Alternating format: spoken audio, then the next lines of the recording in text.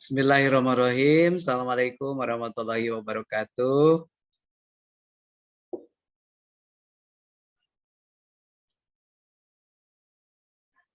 Alhamdulillah para mahasiswa kita merupakan pertemuan terakhir. Mudah-mudahan dalam pertemuan ini masih tetap diberi kesehatan, kita dimudahkan segala urusan, ya. Mudah-mudahan ilmu yang kita peroleh betul-betul bermanfaat bagi kita semua sesuai dengan kebutuhan di lingkungan masing-masing, ya. Bapak Ibu, alhamdulillah pada kesempatan ini kita sudah selesai perkuliahan dan hari ini adalah merupakan hari terakhir. Baiklah, kita akan membahas suatu materi yang pada intinya adalah mengenai Balad Koskar, ya, keseimbangan perspektif, ya. Dan setelahnya saya akan membahas bagaimana Anda nanti menggunakan variabel-variabel untuk penelitian. Jadi insya Allah di akhir penjelasan ini ada penjelasan bagaimana menentukan variabel-variabel penelitian. Dan insya Allah nanti akan mendapat gambaran, ya. Dan boleh Bapak Ibu bertanya untuk persiapan penyusunan, ya, tesis, ya. Baik, kita lanjut saja langsung ke materi, ya.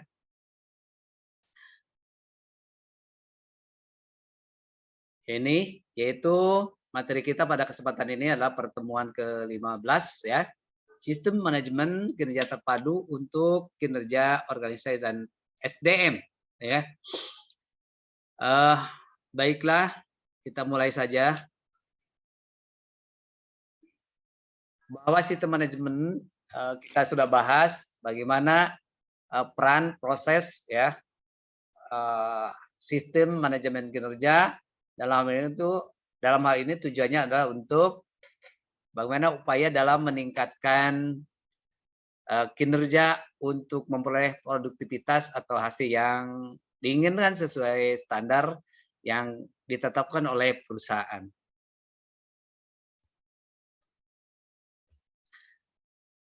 Selanjutnya,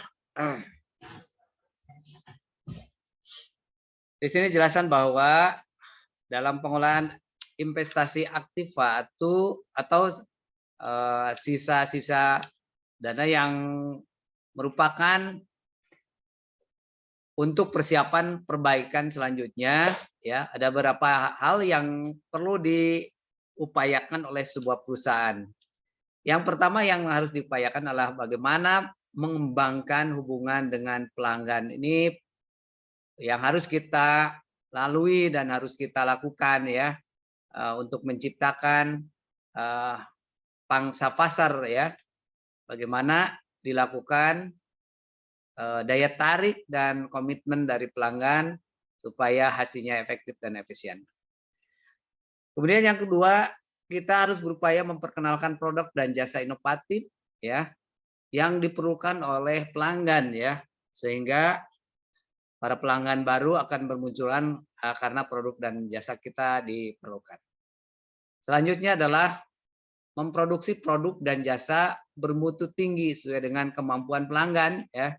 Harus menciptakan bagaimana positioning standar yang diperlukan oleh para pelanggan. Kemudian selanjutnya adalah melakukan mobilisasi kemampuan dan motivasi pekerja. Nah, ini bagaimana kita melakukan meningkatkan kemampuan dan motivasi terhadap para karyawan, ya, untuk menghasilkan dan bagaimana melakukan meningkatkan proses, kemudian mutu dan waktu, ya, waktu supaya secara berkesinambungan mudah dilakukan.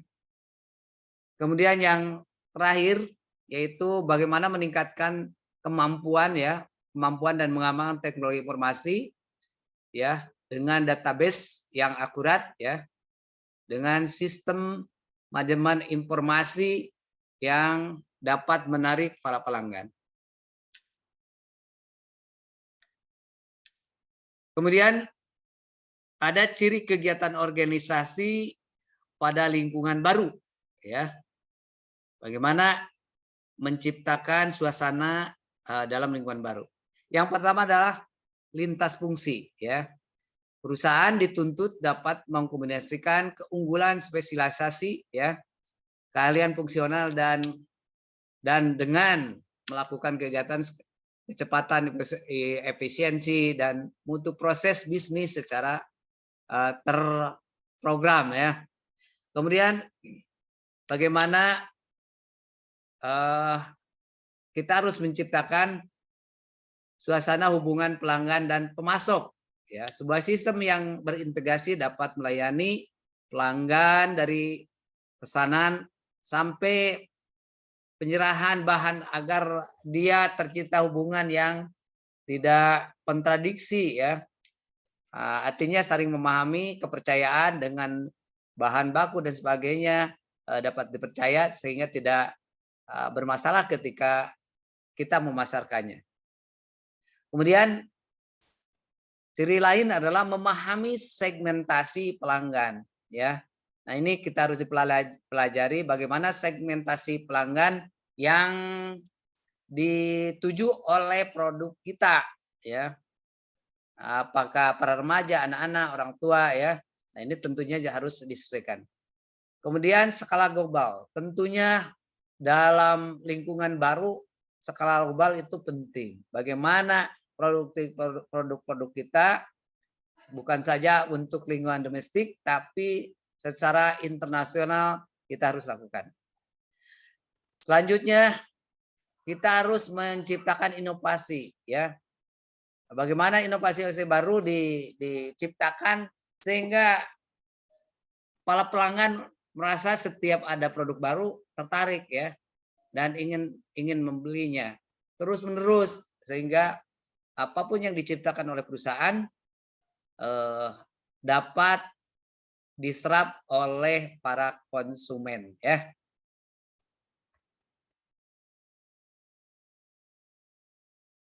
Kemudian tuntutan perubahan arah strategi, ya. Di sini jelaskan bahwa paradigma persaingan akibat perkembangan teknologi dan informasi menuntut perubahan berbagai kebijakan dan tujuan yang sangat mendasar, terutama ketika para manajer didorong untuk menghasilkan kinerja finansial jangka pendek, ya, yang konsisten dan istimewa. Akibatnya investasi yang ditujukan untuk memanfaatkan peluang pertumbuhan menjadi terbatas. Nah, ini juga harus dipikirkan karena kita dalam menciptakan barang-barang atau proses dalam melakukan pekerjaan harus dipertimbangkan efisiensi dan efektivitasnya sehingga apapun yang dibuat, apapun yang dikerjakan betul-betul dapat menyerap pangsa pasar yang kita lakukan, ya. Kemudian pergeseran ukuran kinerja organisasi. Dikatakan bahwa suatu organisasi atau perusahaan harus memahami kebutuhan terhadap peningkatan kerja dan menciptakan nilai atau value, ya, perusahaan, serta mampu bagaimana mengukur nilai perusahaan melalui kinerja yang dicapai.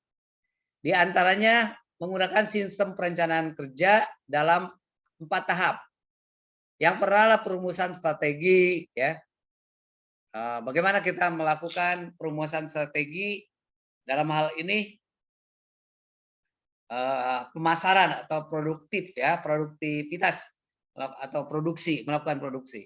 Kemudian yang kedua setelah dirumuskan harus direncanakan bagaimana strategiknya perencanaan itu dilakukan. Kemudian penyusunan program, apa yang dibutuhkan, siapa yang akan melakukannya, siapa yang ditugaskan itu harus ditetapkan. Kemudian baru yang terakhir adalah penyusunan anggaran yang merupakan kebutuhan dari program kita yang akan kita lakukan.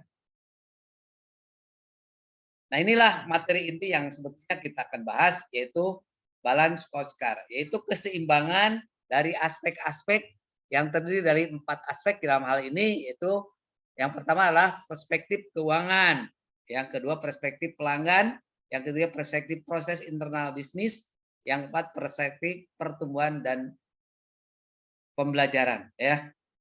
Nah, bagaimana perspektif keuangan dalam suatu organisasi dibutuhkan, ya, tentunya harus dirinci, ya, berapa dalam kegiatan itu dibutuhkan, ya. Uangnya, tujuannya, kemudian dari mana uangnya, tentunya di sini harus dipertimbangkan. Kemudian pelanggan.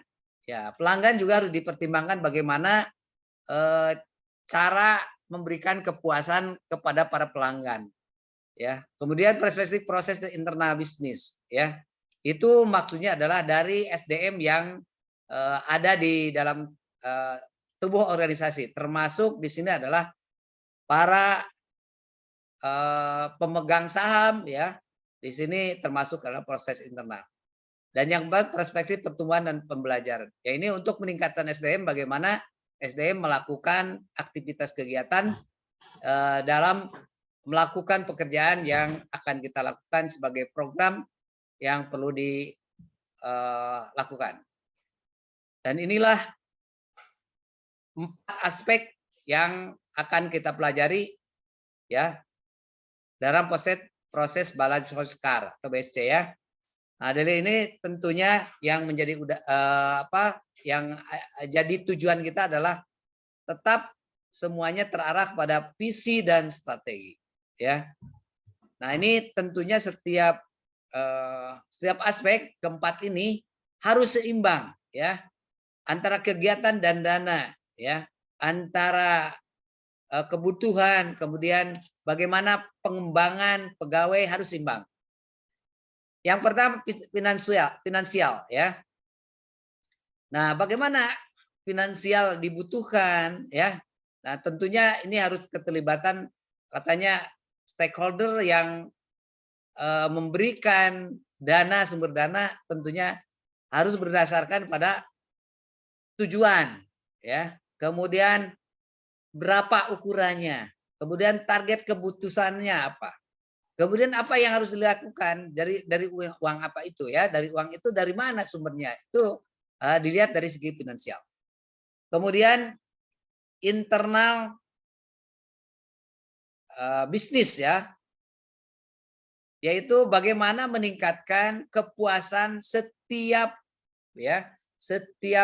pemberi dana, ya, dan para customer.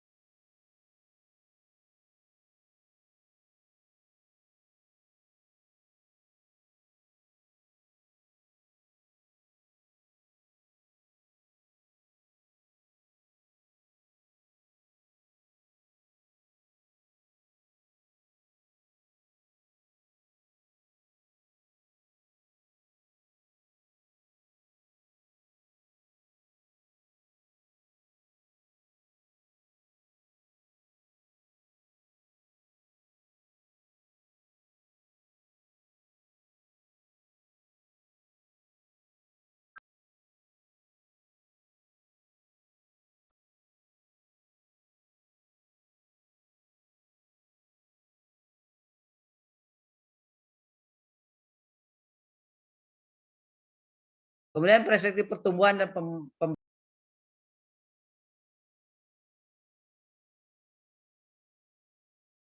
proses internal bisnis untuk organisasi,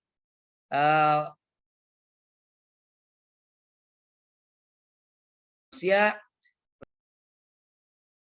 pelanggan atau perhatian pelanggan,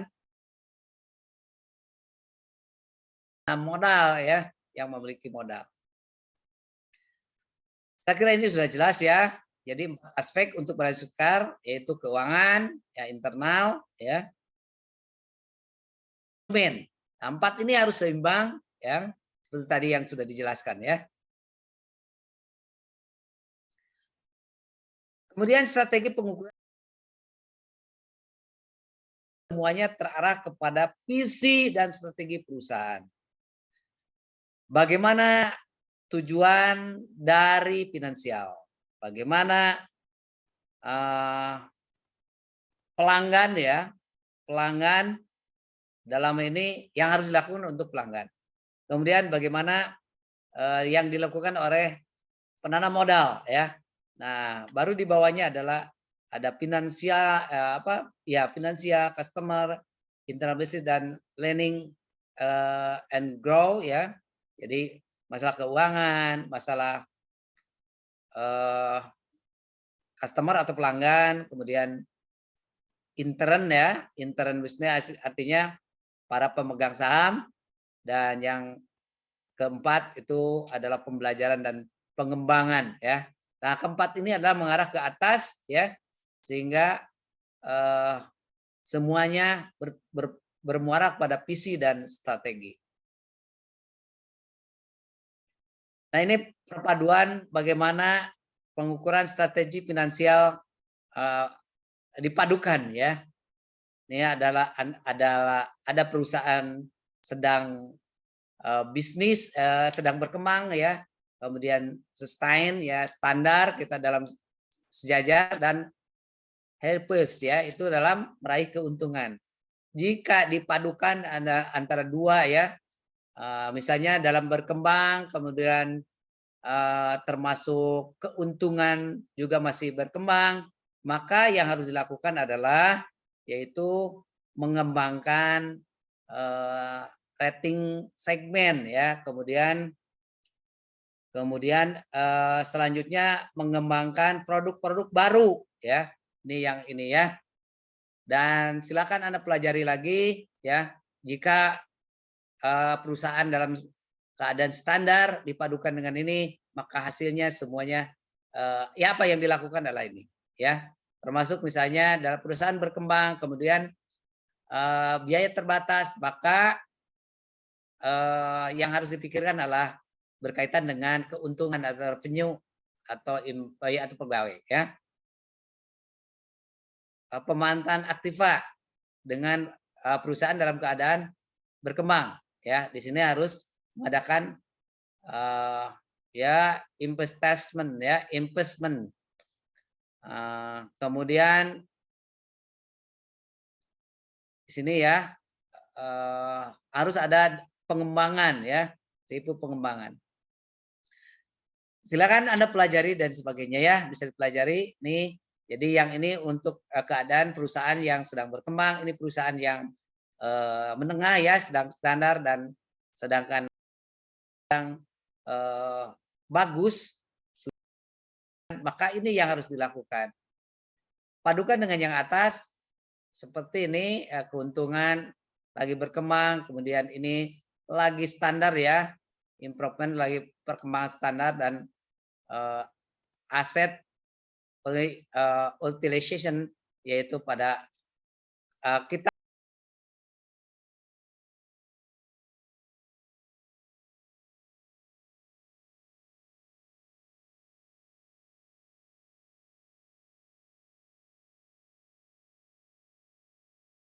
tentang Balai Sukar, silakan dipelajari di modul. Saya ingin menyampaikan terakhir, takut ini udah selesai waktu ya. Saya ingin bahwa Bapak Ibu sudah punya rancangan tentang target-target variabel yang akan kita teliti ya. Saya lewat saja untuk Balai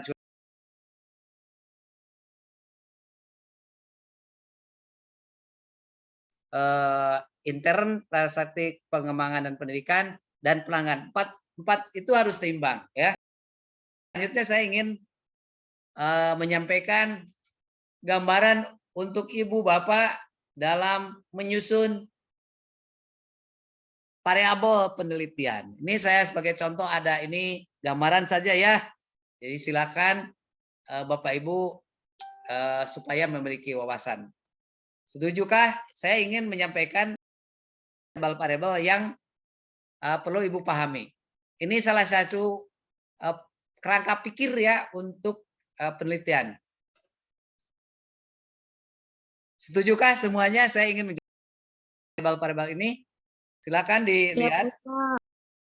Ya, ini gambaran Bu ya. Ada penelitian seperti ini. Yang Ibu teliti ya.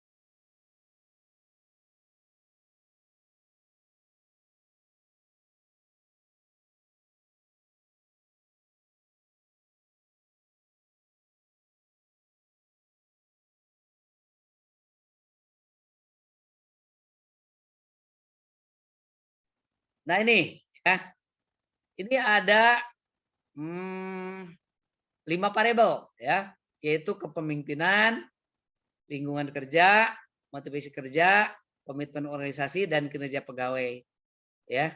Jadi ini kalau dibikin judul maka pengaruh kepemimpinan, lingkungan kerja, motivasi kerja terhadap komitmen organisasi dan implikasinya terhadap kinerja pegawai. Kita arah semuanya adalah bertujuan untuk meningkatkan kinerja ya. Nah, ini berkaitan dengan materi kita ya, dengan materi kita. Jadi tidak salahnya kita menentukan. Ada sekitar beberapa konsep dan penelitian bahwa yang mempengaruhi kinerja pegawai itu bisa jadi lebih dari 300 katanya ya, 300 variabel ya. Ini kita hanya sebagai contoh saja ya, sebagai contoh saja. Ini 2 ya. Ini kepemimpinan, ini dimensinya ini ya, keterlibatan dalam organisasi, memberikan kontribusi ya, penegasian, kewenangan, dan lingkungan kerja, ada lingkungan fisik, ada lingkungan non fisik. Non fisik adalah hubungan sosial.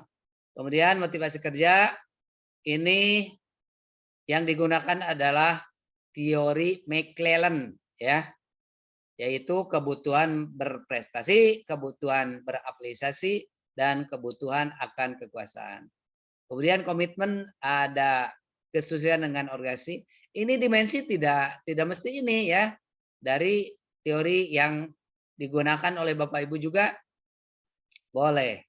Kemudian ini kerja pegawai, ini ada kualitas pekerjaan, kualitas kuantitas, kualitas pekerjaan, pengetahuan, kreativitas, ya, kerjasama, kehandalan kerja, ya, kemudian inisiatif. Ini untuk pengurangan kerja macam-macam ya, sesuai dengan teori yang kita ambil.